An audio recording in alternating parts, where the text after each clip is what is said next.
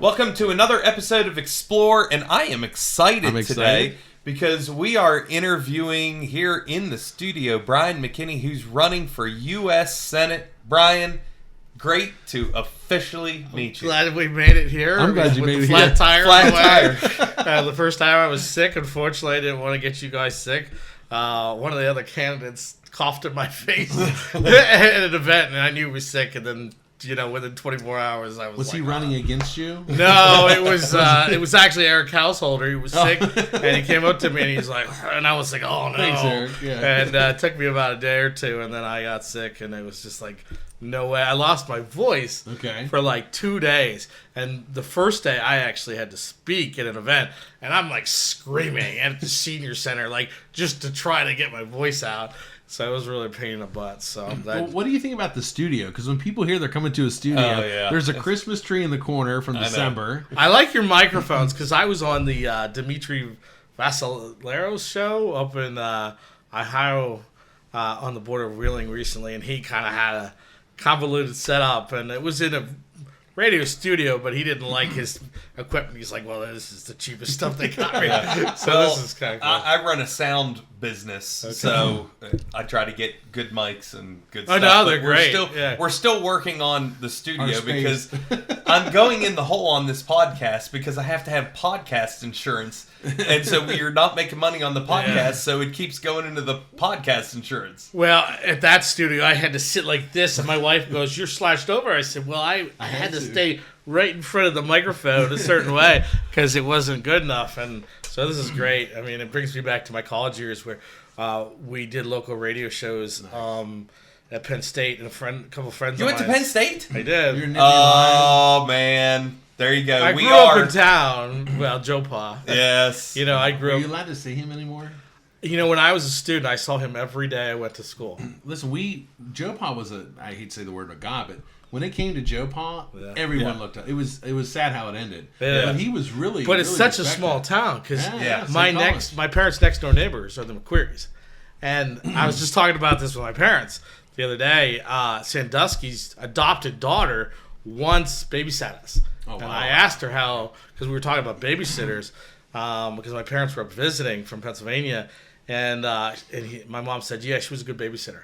Because she was telling me about another babysitter who had brought a boy over. And we was running out the back door when my parents pulled up. And she swore nothing happened. But not a good babysitter. Yeah, I was like, oh, man, that's like a TV, babysitter experience. So. Well, why don't we hit first who you're running against? Because it's a crowded field. It is. It's like 6 or 7 folks. So this is for Joe Manchin's position, correct? Well, it's not Joe Manchin's position. It's the people's seat. Yes. And people like to talk about it. Well, it's Joe's seat. I'm correct. Like, that's not what it says in the Constitution. It's we the people's seat. That's true. That it just people assume that, hey, I've been governor or I was House member, so I deserve this promotion and this salary raise, and they don't. I mean, so I'm running against Jim Justice and Alex Mooney, and there's the Democrat Jim Justice.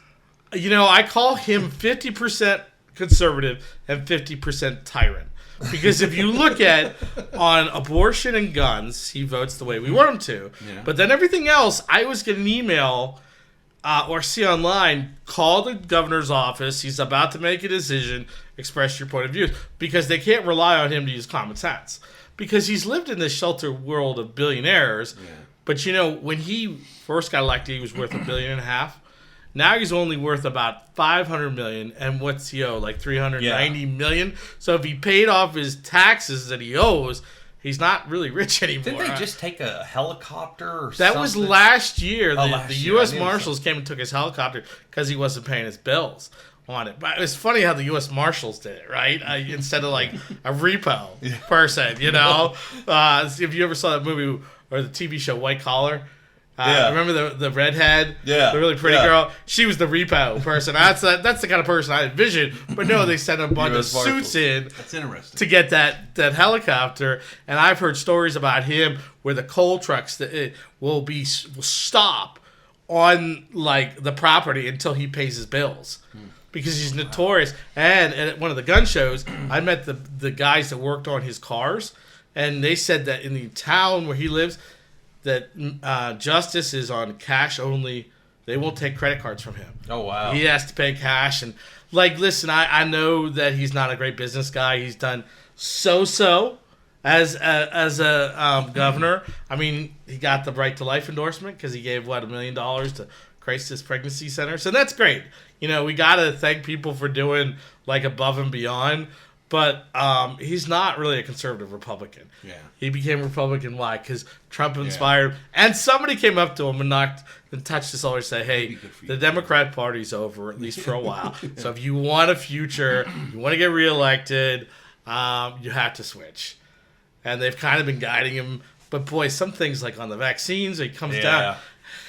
And he's even making these private he would try to make homeschool kids get vaccinated like my kids. We homeschool 6 if he could, if it was on something he could sign away, our rights. Yeah.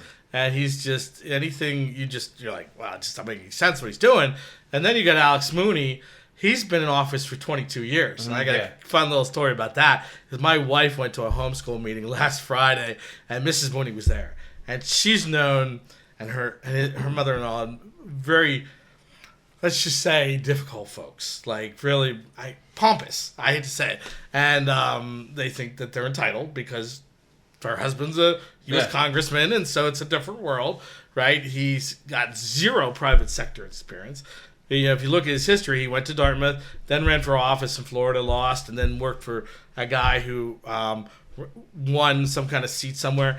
And then he ran for state senate in Maryland after he moved there. He won. And then when he was done that, when they fired him, basically, because he couldn't get reelected, he became the head of the GOP in Maryland for 3 years. And then he moved to Harper's Ferry, won. And now he's been there for 10 years. So he's been in office 22 years. And that's originally why I decided to run, because I looked at the 2 candidates. And, 2 years plus ago, I was thinking about Joe. I was like, man, so I talked to some ordinary folks like us. I'd go out and I'd go to the car repair, AutoZone, and be like, if I ran against Joe Manchin, what do you think? And they're like, anybody but Joe, right? But the problem is, I had 5 kids at the time. I think we got pregnant with our 6th. And so kind of things it got sidetracked, right? And we were in the middle of COVID and times were hard. And so I didn't think about it really until last summer. And then I kind of kept putting it off. And then eventually I was out. I don't know if you've heard the story. So I was out in our back pasture. We have a fixer-upper we bought, and it's got a gated 2-acre pasture. And we have about 25 groundhog holes. And I was out there trying to kill the groundhogs with my oldest daughter. We were trying to gas them and all this other stuff. And we were talking about politics. And she stops me and she says, Dad, you keep talking about all these bad people and these problems. If you were in charge, would you do the right thing? Which basically was her way of saying, shut up and do something about it. So again, I waited for this at the beginning of October, and I didn't do anything for about a week. And every night I'd go to bed and I'd start dreaming about this. I was like, God, leave me alone. And he wouldn't. So I was like, I got to do this. So I told my wife, I decided I was going to run for sure. Went out and did the paperwork. And, I'm 2 years late into getting this. But we went to 15 Christmas parades. I went to a lot of gun shows. I went to every business owner that I could between Harper's Ferry and basically Paw Paw before my regular job just got too busy to be able to keep doing that. And went to a lot of candidate events and, self-funded, threw about $30,000 into the race, that I was going to give my wife a new back porch, but I was like, hey, our freedom's really important. And I was like, man, the candidates, they're so bad, I'd rather vote for a Democrat. And I was like, wow. And so people were like, yeah, nobody stands up. And I was like, well, I've got a little extra money, and I'd rather spend it on my family and stuff like that. But I was like, no. And the more I campaigned, the more I realized I was learning how bad of a situation our country's in and how empty of hope a lot of people are in West Virginia, in the country. I mean, half the old ladies I run into are like, it's a civil war. It's coming. The other people are like, I've just given up. They may not be wrong. No, and that's scary. And I'm like, I don't, people say all the time, this might be the last campaign you ever, or the election you ever get to vote for. And that might be true, but I'm not willing to completely give that up, because here I have messed up the order of things so much that Mooney's running around. Every time you see something online, he's pretending to be the only conservative. And there are, 5 other ordinary folks running that have absolutely no money.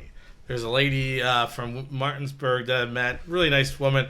And it's funny, first time I ever met her, she's talking about Justice and Mooney. And she goes, Monster 1 and Monster 2. And I'm like, wow, like that's just the ordinary Jane feeling. And then there's a couple other people I've met that are nice folks, but really don't understand, like, hey, what the role of senator really is. And then you've got the establishment guys who have the complete opposite role. Like, Mooney thinks his job is to go spend money every day. And he actually said that in one of his, he does these telephone town halls. I don't know if you ever get the call, but I am on that list. So I get a call automated. It's his voice. And if you want to listen in, and the last one I listened to, he said, we need to go hire 500 to 1,000 new border agents really quickly because other countries need our money, like Ukraine. And he voted to give $60 billion in the beginning to Ukraine, but it became so unpopular, he switched his position. Right, but $60 billion, I could have built that border in Texas 100 times over. Yeah, and still had money. So let me ask you a question then. Yeah, and I appreciate your stance because I'm a constitutionalist. I've been very clear. I'm not. I pay a lot of money in taxes. I don't enjoy it. Sorry, I don't enjoy it. So my question is, you mentioned about they've been in office and they like to spend. And we have the same challenge. And so at first we think it's only a big issue. But the more and more we've got into local politics, we're learning, listen, if this happens locally, imagine how bad it is up in D.C. A bigger scale and bigger dollar amounts. Yeah. So they've spent $47,000 here to pay teachers and staff to read a book. That's crazy. And so they paid them $480 to read a book. The superintendent did. So we're saying, oh my God. What was the book? It was a book from a guy about superb teachers. Tom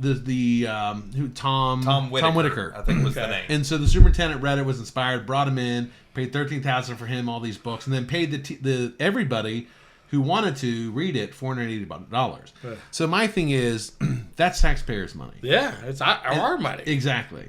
And so I know we say it, but the problem I see is when you get into office, what happens to guys like you when you get in? Because you want to make a difference, and I really feel that. And I like that. How do you, with one person, because we're running in the same situation with our mother, how can one person make a difference where you have lifelongers, people that have never been in the private sector, they've worked for the government, and I hate to say this, but even teachers who've worked for teaching their whole life, it's government, it's taxpayer money, right? Sure. And monopoly money to them, really. It's crazy. when they spend it, it is. So how do you make a difference being one? So this was part of the decision to run for the Senate rather than the House, because one of 400 plus really can't do much damage.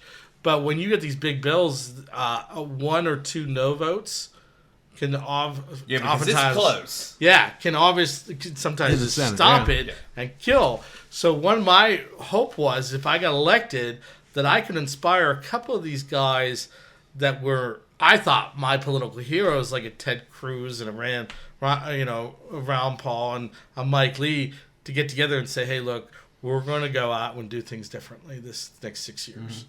And say no to most government spending and take the brunt of it and say, look, if it ain't in the Constitution, if it isn't what the state should be spending on or charity or a private business, we're just going to say no. And the government's going to start to learn to live without. So I felt like I had more power as an individual in one amongst 100 rather than one amongst 400 because of how close it was. And some people go, well, why did you just shoot for the Senate? You should have started with local. Well, half the people that say that, it's because you're running against somebody that they like and you're like splitting the vote. And they're like, oh, man, I like Bryan, but I'm buddies with Mooney. So it's really, they're like, you're splitting the conservative vote. I'm like, no, because he's really not a conservative, because conservatives don't stay in office for 22 years. They go in there 1 or 2 terms and they go away. They go back to the real world where we live. Which reminds me, that was one of your things, your 4-term limits. Absolutely. And I am strongly for term limits. I was for term limits the first time I heard about it when I was like 18. I worked for campaigns for 10 years in my late teens and my 20s before I got out of it. First guy I ever worked for was President George W. Bush, and I was around him almost every day. Senior? George W. Yeah, Sorry. the son. and I just got the right connections. I was a college student. I was traveling every day, not going to class, going to all his events, shaking his hand, saying hi to him, and he knew who I was, and I was helping out in events. I had a Secret Service pin where I had all access and all that stuff. It was incredible. But the more I got involved with it, the more I was like, oh my gosh, like, these people are horrible. And eventually, after 10 years, I was like, I don't want to put on a suit 7 days a week to be around this. So I left, and I'd worked for guys run and women that run for Senate, governor, and House representatives, and I was like, this just isn't for me anymore. I've got too much, more fiber in my soul to be around this, and look where I am, right in the middle of it now. And so term limits just, it just makes sense. It keeps the tree of liberty fresh.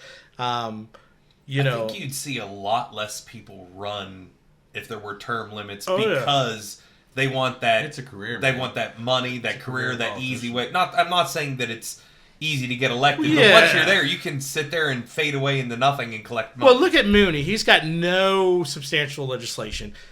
Gets out of college, probably in debt or whatever. He's now a multimillionaire because he's been making $140,000 plus all those perks, plus any money on the side. I mean, he's bought and paid for.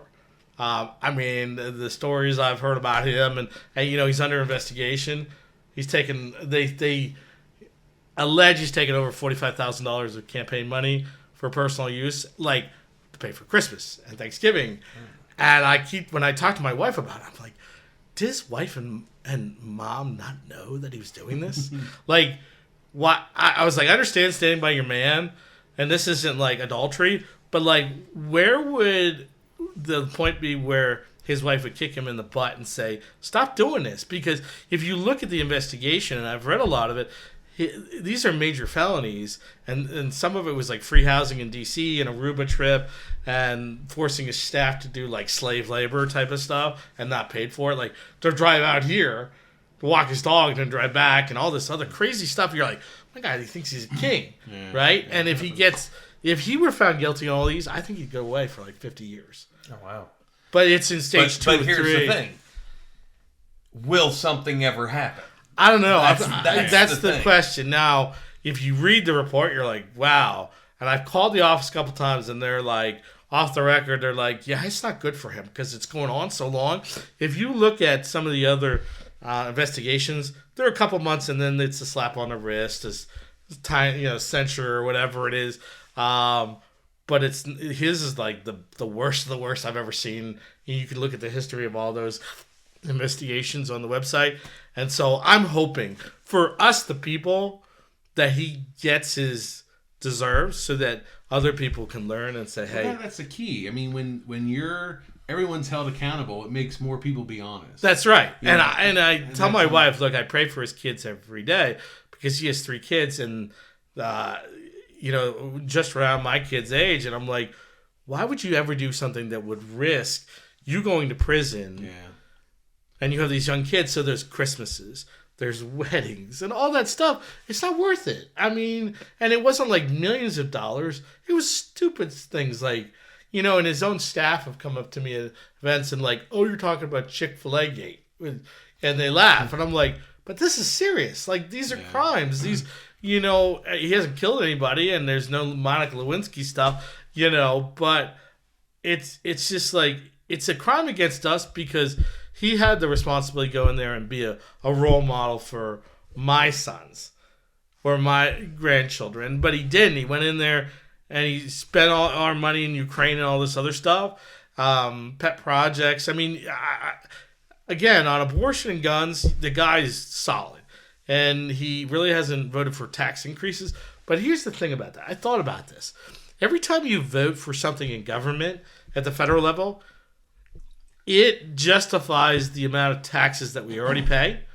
It may not be a bill that says we're going to raise taxes this percent, but it's still spending money. So if we go back and look at 10 years that he's been in the House, how many trillions of dollars has he voted for to justify government's existence? Right? That may be decent things, but it wasn't a function of government. It was the function of either the state government of West Virginia or charities like churches businesses or nonprofits to do those good things, because government, I mean, it by its very nature, it enslaves and it takes. And our founders basically created the Constitution as a lockbox, an Al Gore lockbox, but they forgot to put term limits on there. Yeah. And a couple other things. So they thought everybody would be honest and gentlemanly, because they would look at the enslavement of being under the crown, that we would never do anything to dishonor the responsibility in the being in Congress or in government. And the problem is they didn't realize that all that money and all that power would eventually corrupt a man's soul or a woman's soul. You can't deny it. And that's why what term limits, if I got elected too, so eventually I come back to reality. So question. Yeah. If you get elected, I want you to make a commitment. How many times are you going to run and then pull yourself out? What is your commitment to the people? So I've signed the nationaltermlimits.com that says I'll either serve 3 terms in the House or 2 terms in the Senate. Not both. Okay. So most 12 years in the Senate, and then that's it. Okay. I could come back and I could run for governor or something like that if I really wanted to. Which is funny because people go, why'd you run for Senate? Well, being in the private sector as a career, a run for governor is more realistic, I think, because it's kind of that leadership role. Yeah, running an organization. Members of the House, you're kind of part of a team. Mm-hmm. Although freedom, to me, every time they talk about being a part of a team, Mike Stewart, really nice guy, but he always talks, if you listen to him, he talks about being a part of a team. I'm like, no. This is like, politics is so that we avoid killing each other, right? This is not a team sport. This is, you go represent the people that you're supposed to. Yeah. And it should be very even though you're part of the Republican Party, that you have a platform. It's just not like we get together and say, okay, we're always going to vote together. It's I want to look after the people's freedom that I represent, and that's what they've forgotten is they see their role as spending money rather than being protectors of our liberty. When's the last time they ever read the Constitution? Because if you read it, you're so humbled by it. They're like, wow, I cannot justify spending almost anything except in time of war. Yeah. Right? Yeah, it's true. Because it's such a great honor to be part of this experiment. That's what it is. And then each state was supposed to be an experiment in its own competitive liberty so that we'd want to entice people to move from Pennsylvania and California here because it'd be better for your business, better for your kids, better for your personal and to some extent freedom. It's still like that. I mean, because a lot of people left. I left Illinois. I left Chicago 3 years ago. Sure. They called it the Great Departure. Not just me leaving, but a lot of people. Same thing in California. Well, he was big enough that when he left, they said it's the Great Departure. I set the weight limit per person down. But same thing in California, and of course Texas and Florida have been really good recipients of that. So that's good. I love competition. I'm a business guy. Oh yeah, I'm all for that. I'm for capitalism. So I have another question for you. Yeah. Okay. So you talked about tax. Instead of tax, you talked about social charities doing things. So we got pinged. I'm asking you a question that we get pinged about, which is okay. We get pinged about everything, obviously. It's good. We're okay with it. Means you matter. Yeah, it's true. We are influencers. We said on a couple of podcasts ago, the school is doing a levy. They're in the middle of one now for what is it, 12 million, and the next one's for like 10 million for levies. And is this so your total of 22, or does it go 12 and then it decreases? No. 12 would decrease to 10. 12 ends in 2005. Okay. The 12 million. Then we're voting this year for the next one, but that actually is a little bit lower. It's that's their point. We're saving you money. Yes. But is the original expenses from the original 12 going to continue, or did they stop? No. It's no. What's aids on buses? There are some things that will continue. There are some things that will carry over. But it's not 12 plus an additional 10. No. Okay. It was 12 million. But that's their big selling point because now you're paying less. You're paying less. We're helping you. Yeah. I hear you. And I was like, really? Anyway, so I got to keep my comments to myself. I hear you. You can only say so much, without getting in trouble with this. Well, we want to be respectful. I mean, that's true. We're talking about ideas. Yes. And our standpoint is we want to be transparent with money spent, and we want to show the taxpayers who have no clue how monies are spent, how monies are being spent. Yeah. And we're allowed to. The schools are well funded. Let's just say that. You can say you can say maybe they need more, but our school alone, our county, is almost $20 million for just our little county here in Greene County. Yeah, and I'll tell you, when they can go out and make a synthetic athletic field that costs anywhere from $3 to $6 million instead of not doing that here, but some are. Yeah. Well, most schools in the state are synthetic, and I was told originally we were paid for by the coal money, but I think that's true. If you really analyzed it, it's just, we'll just create a bond and we'll spend all this money on people that don't have any money, so that we have this one field. So, but it's the same wherever it is, even in other states, the same local.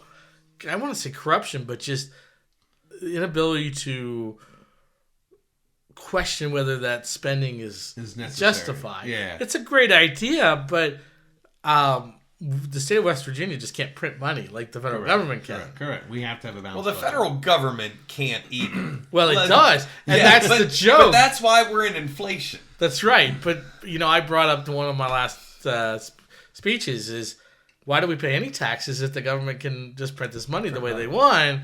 And there's something to be said by that, because I think I saw something where the revenues from taxes is just enough to pay, I don't even know if it was the debt or something that wasn't even like the total expenditure of government. It was laughable. It was like, whatever the numbers were, you're like, well, we shouldn't even have to pay these taxes. Yeah. Because we're free people. We're supposed to be free. And tax didn't start until, when would he say? It was like 1910, 1912 we didn't have? So we didn't have an income tax until the Civil War. And it was so unpopular. It went down, though. I mean, it was just for the Civil War, and then it left. Stop. Yeah. And then it came back forever in 19... And you can call that a war tax. Yeah. That's why they pushed it to help pay for the war, right? Yes, at that time. And then...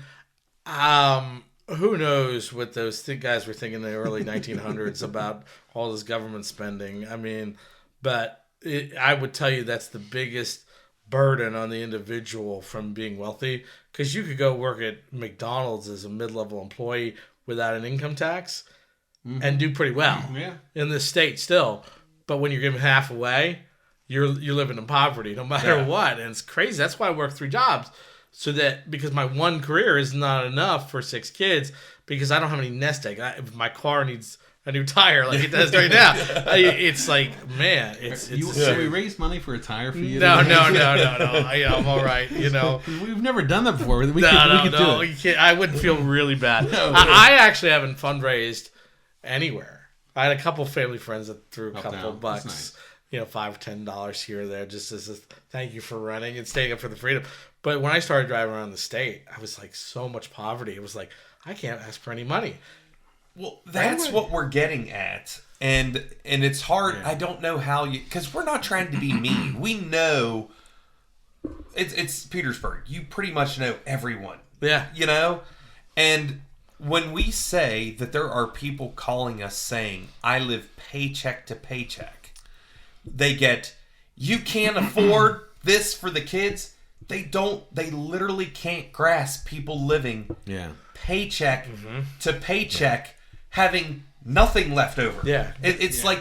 And the challenge is that people saying that traditionally are business people. With more money than we do, yeah. Correct. And they're people that make six figures, like a lot of our higher up in the Board of Education make good money. And so for them...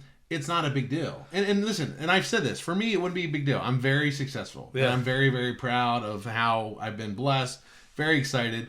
But the people that call us are the people that say, we're older, we're on a fixed income. My house may be paid for, but it's either my medicine or this tax. That's right. And they said, and then we said to them, well, you're already paying this. And they said, yeah, but 5 years ago, my extra was this much. With inflation, now my extra's this much. Yeah. Because of inflation, 30%.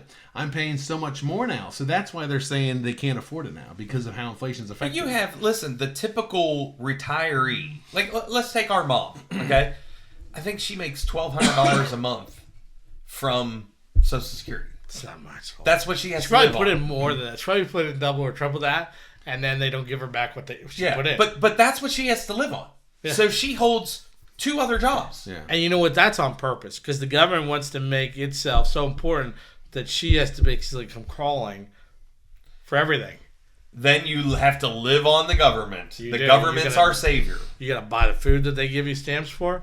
You got to live in the housing they give you allowance for. You got to drive the car. Eventually, they're going to tell you that it's that electric car that's got 500 credit, social credit score miles like they do in China now. I just saw this thing. I don't know if you saw this. There was a guy on that came from China, and he's starting to spill the beans about how everybody's bank accounts is connected to their social score. So if they break a law and it's caught on video, the cops don't do anything. They just take it out automatically if they jaywalk and do all this other stuff. And I'm like, that's incredible. That's like 1984 times 1,000. Yeah. You know, and if you do that here, I'm going to cite my own real January 6th at that point. But they're trying it with the BlackRock being one of the main ones, bringing the ESG in, and they want because there's so much money in it, and they have so much money at the top. It's just a game to them. They don't care because they don't live like we do, like that paycheck. I live paycheck to paycheck, and I'm running for federal office. People are like, "Why are you doing that?" 60% of Americans live paycheck to paycheck. Yeah, and West Virginia is not a stellar state in regards to financial success and revenue. Oh, it's not. So it's even harder in a state like West Virginia. So here was my question. I forgot to ask. Yeah, and I'll probably do that 10 times. You're talking about social things. So we made a comment. The school was raising money for a levy to build an athletic center, to build the shell of one, right?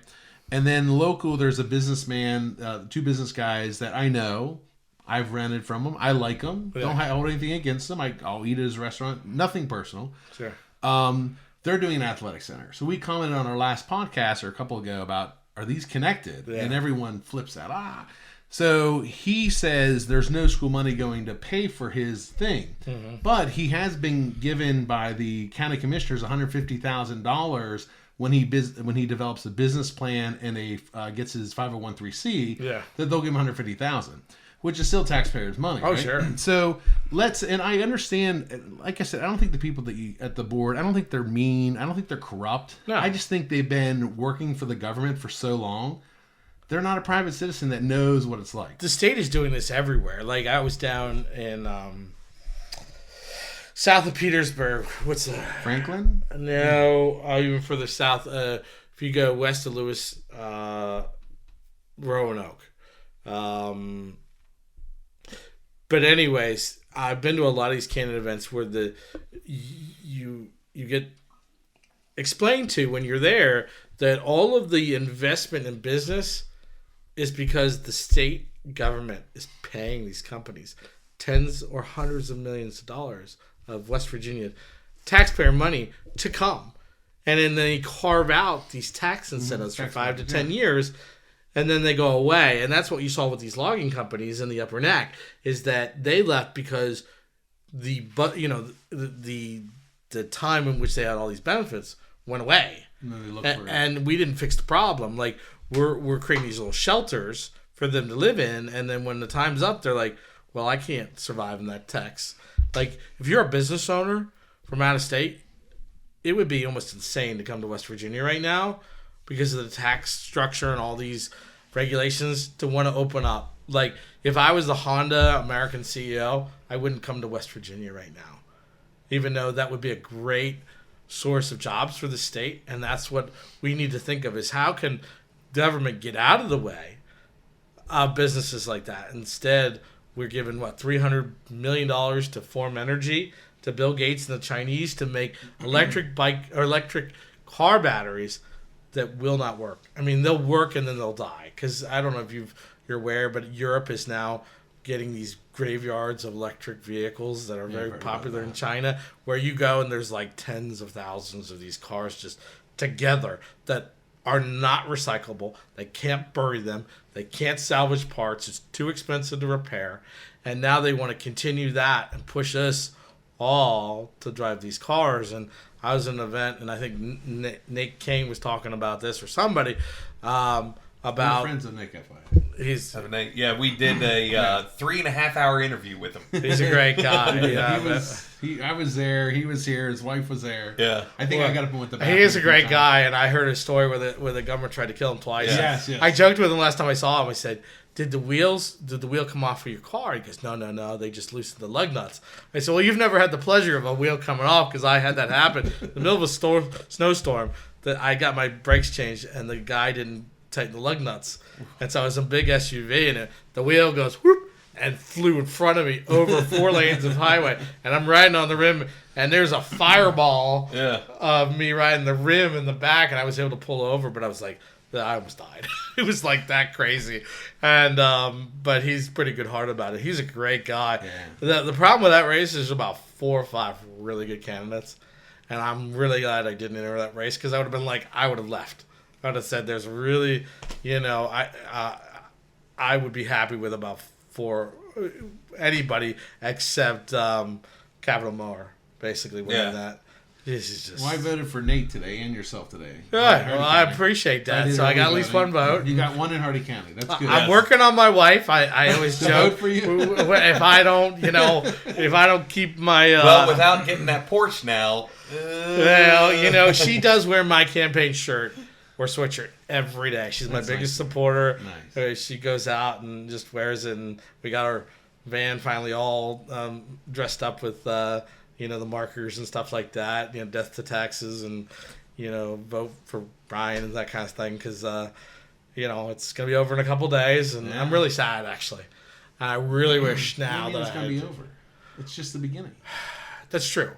Because I've actually decided what I'm going to do if I do not win. If I win, I need to take about a week or 2 off the campaign, because I just burn out. 8,000 miles a month driving away from my kids all this time, every time I get home.